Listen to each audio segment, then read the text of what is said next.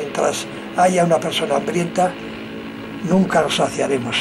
Y mientras haya una persona oprimida, nunca nos liberaremos.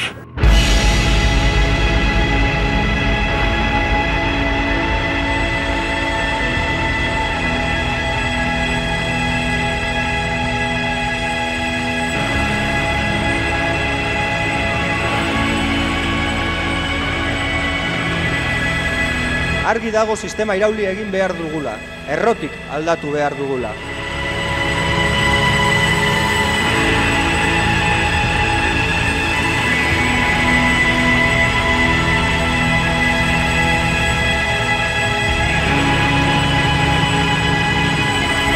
Y continuar con las mismas políticas que nos han traído hasta aquí demuestra que su único objetivo es mantener este sistema hecho a medida del capital y del sistema financiero a costa de la ciudadanía.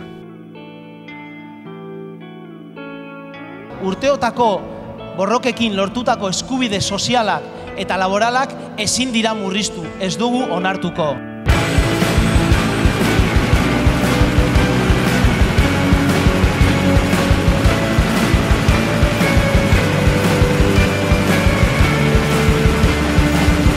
Hemen eta Madrilen entzuteko un Estado libre, sin imposiciones económicas, sin dependencias políticas.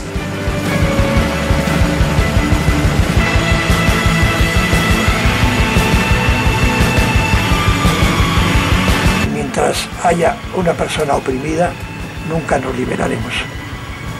Y que la causa de los oprimidos debe ser la causa universal, porque nunca habrá democracia si no hay justicia.